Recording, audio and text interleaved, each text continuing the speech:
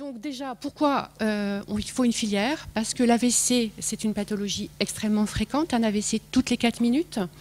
En Île-de-France, ça représente 18 000 personnes victimes d'un nouvel AVC chaque année. On attend une augmentation ces prochaines années. Une personne en France sur 5 fera un AVC dans sa vie.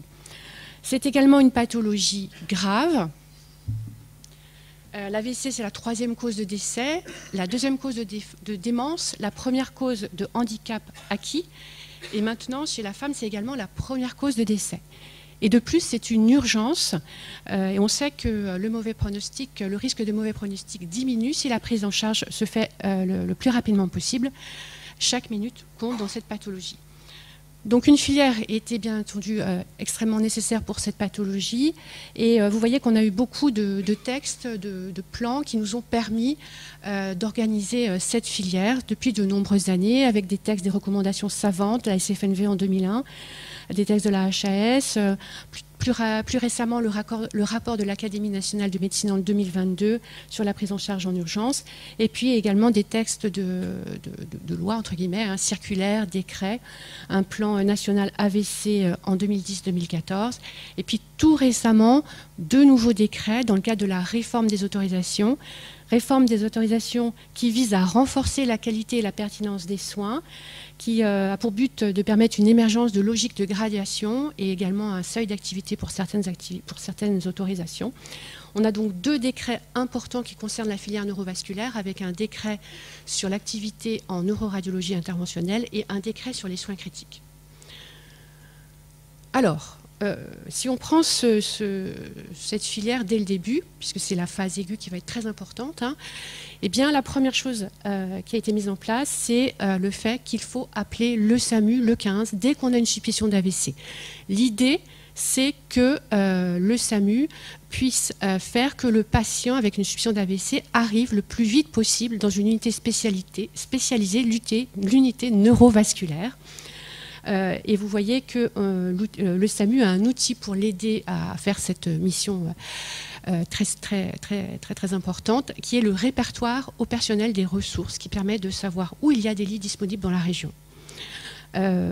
L'idée, c'est qu'il faut absolument éviter que les AVC à la phase aiguë arrivent dans un établissement où il n'y a pas d'UNV, ou en tout cas il n'y a pas de connexion avec une UNV.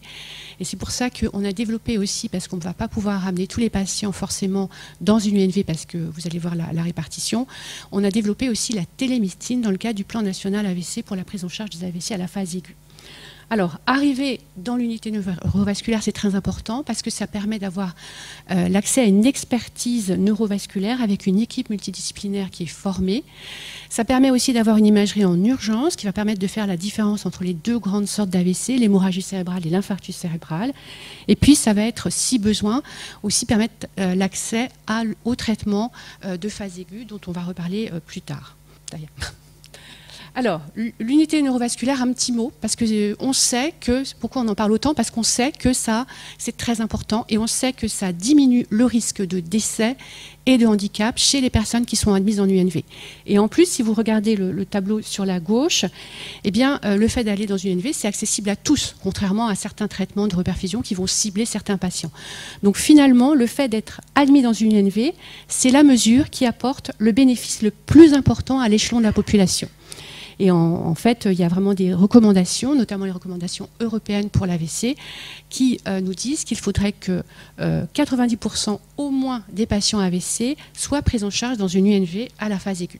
Alors, voici la répartition des unités neurovasculaires dans notre région. On a 20 unités neurovasculaires adultes, une UNV pédiatrique.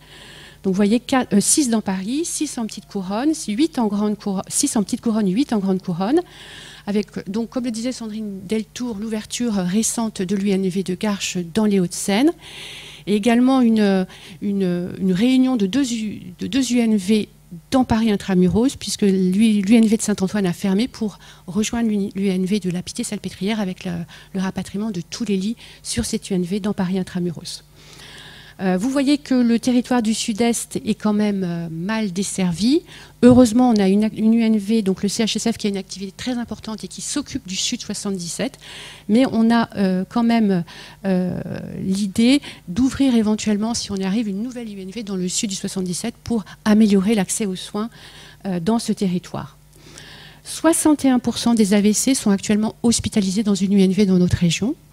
Ce qui en fait est pas mal au plan national, hein, on est dans le trio de tête, mais bon, vous voyez que ça reste quand même un peu en dessous des objectifs des sociétés savantes, sachant que ça a un petit peu diminué ces dernières années avec des difficultés de ressources humaines très importantes dans la filière AVC, avec donc des fermetures de lits du INV et du NV non SI à cause des problèmes de ressources humaines, notamment paramédicales.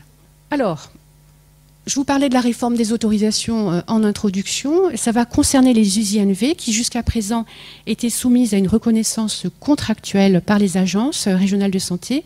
Et maintenant, l'USINV, donc pas l'ensemble de l'UNV, mais les lits de soins intensifs, vont faire l'objet d'une autorisation dans le cadre du décret des soins critiques.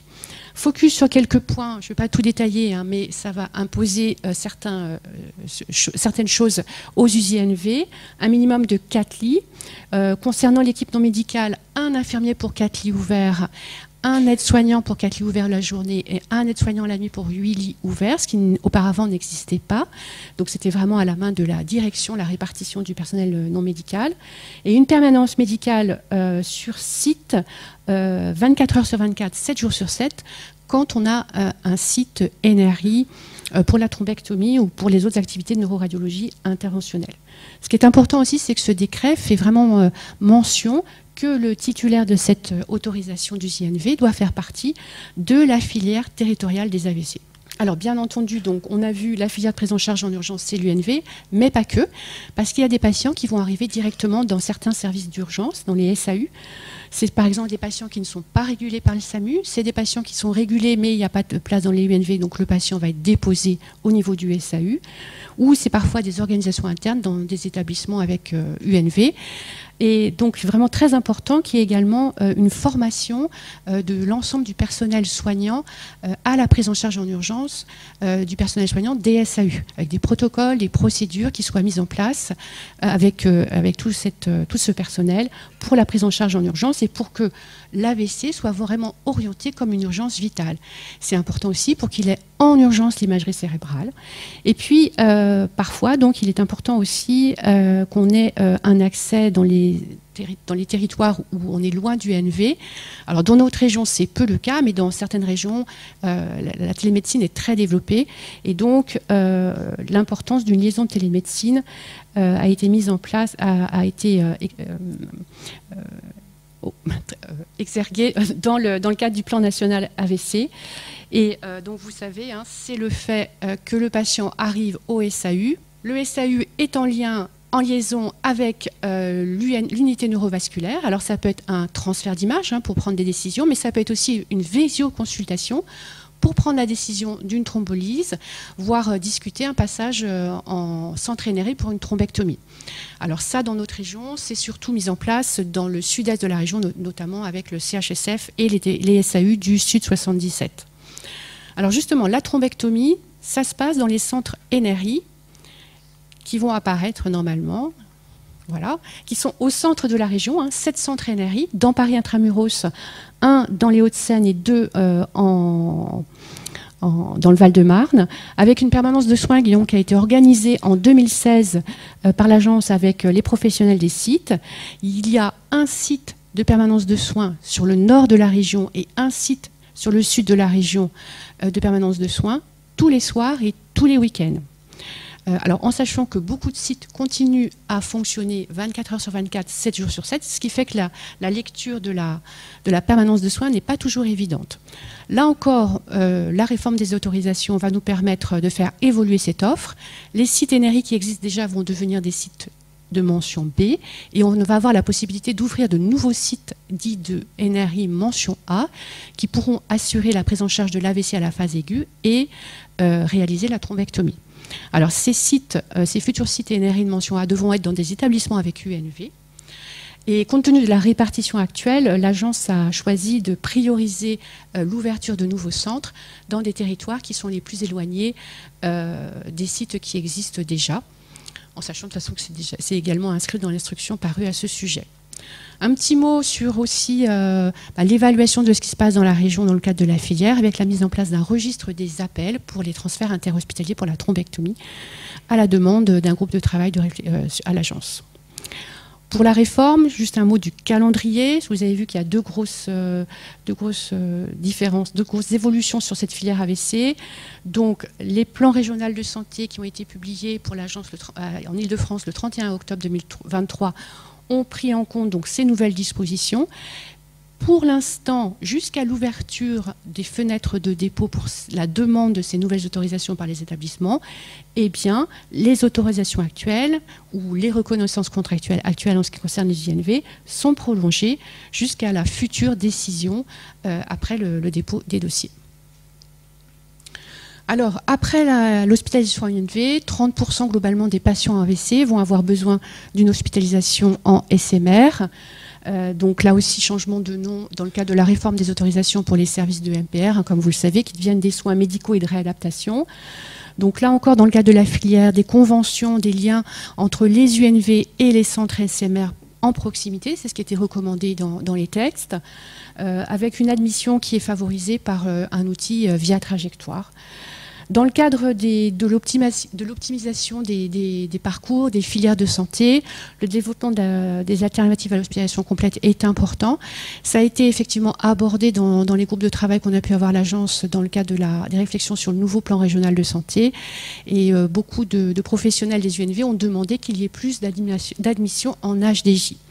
Une autre évolution qu'on attend dans le cadre de cette réforme des autorisations, c'est ce qui concerne l'HAD, l'hospitalisation à domicile, qui devient là encore une activité de soins.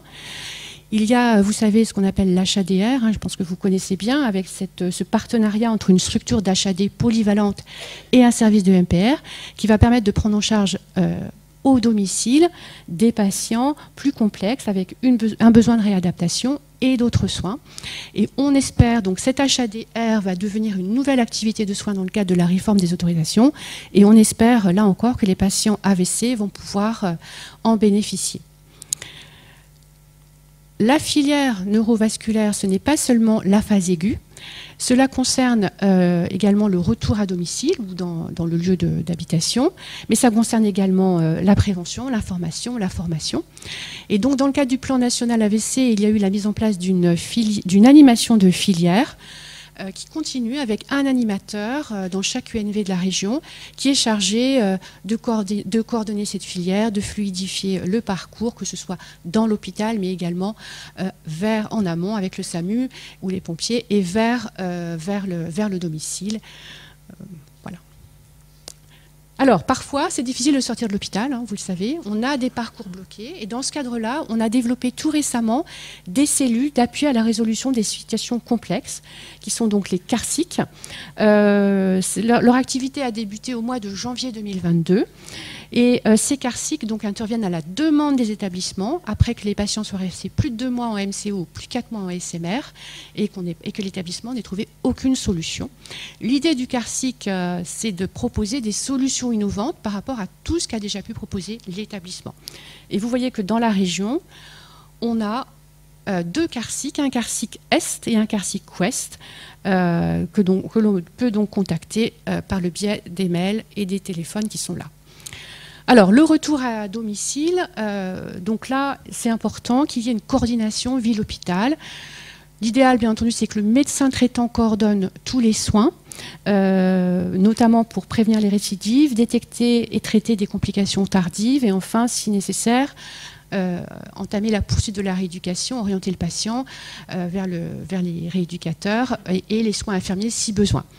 Alors, c'est vrai que c'est très, très compliqué parfois, et donc il y a une nouvelle initiative de l'assurance maladie qui est Prado AVC, qui est donc un conseiller de l'assurance maladie qui se situe dans l'hôpital et qui va aider à organiser la prise en charge quand le patient rentre à la maison, en organisant donc le rendez-vous avec le médecin traitant, les soins infirmiers si besoin, la rééducation si besoin avec le kiné, l'orthophoniste, également les consultations avec les spécialistes et notamment la consultation pluriprofessionnelle post-AVC.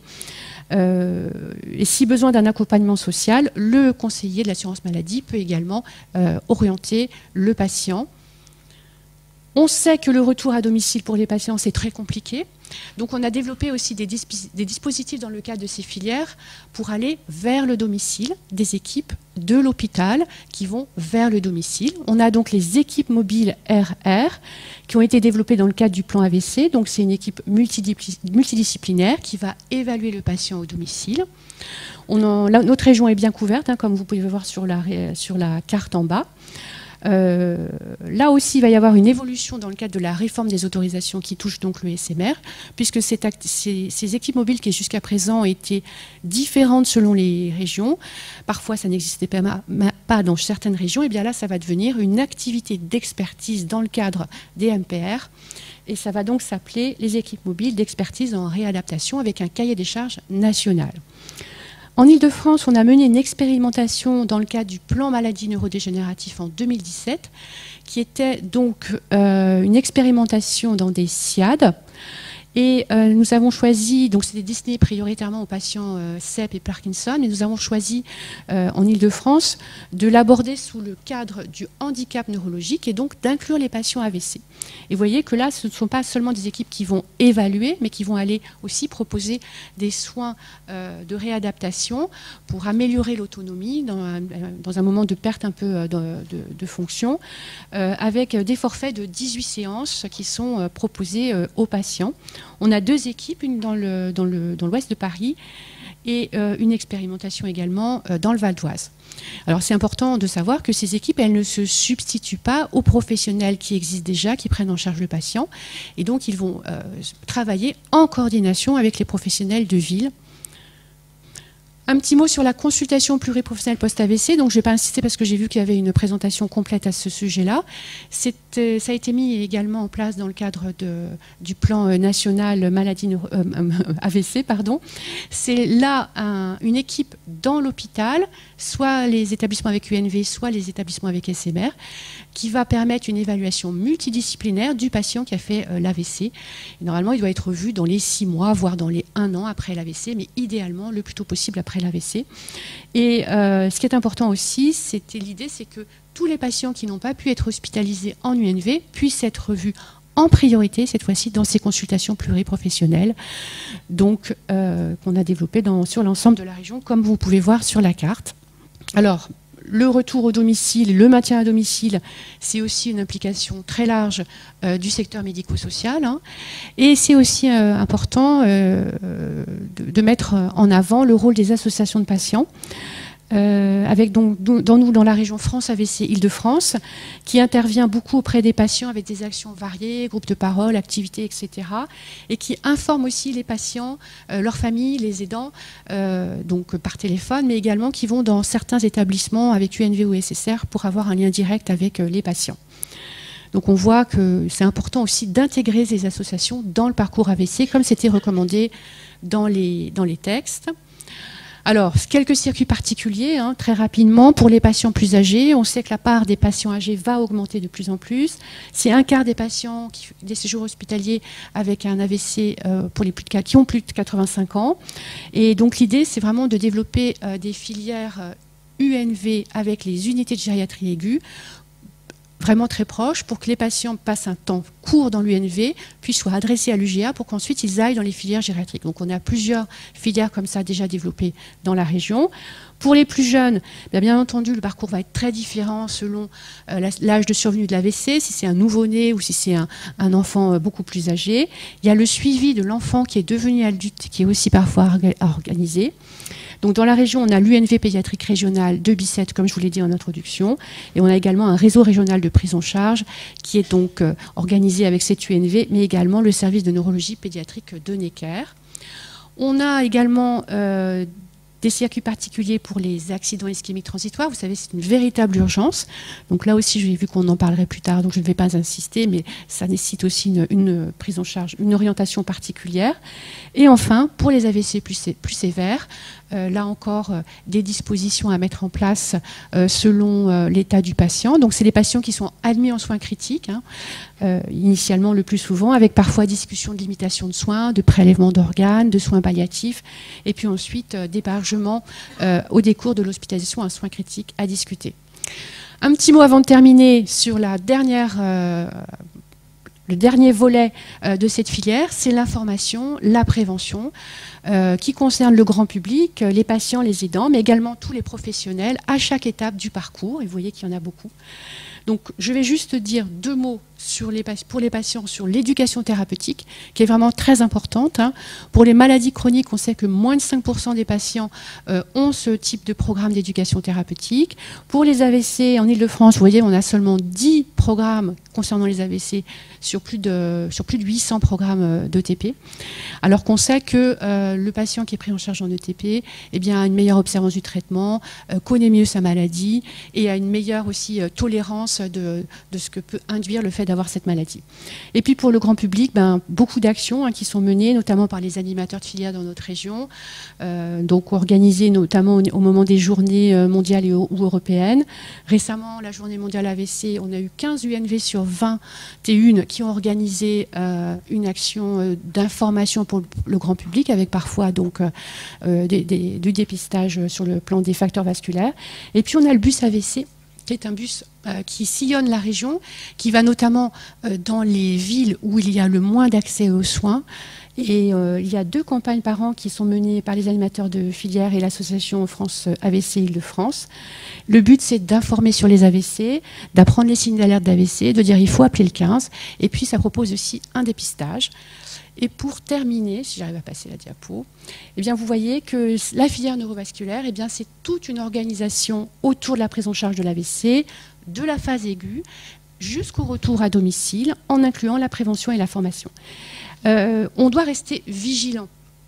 Parce que même si cette filière est bien développée, notamment dans notre région, il y a encore des inégalités, notamment sur le territoire, sur l'âge, sur le statut social du patient. Et donc, elle reste très perfectible. Et par exemple, dans le plan régional de santé, on a mis certains points: accueillir plus de patients en unité neurovasculaire, améliorer l'accès aux soins en ouvrant de nouveaux centres de NRI mention A notamment, évaluer, faire évoluer si besoin, faire connaître les différents dispositifs qui sont développés dans le cadre de cette filière. Et en plus, cette filière doit s'adapter, notamment aux tensions en ressources humaines qu'on a eues dans la région, éventuellement à l'augmentation de l'activité ambulatoire pour certains patients, et puis bien entendu aux nouvelles modalités de prise en charge qui devraient apparaître dans les prochaines années. Voilà, merci.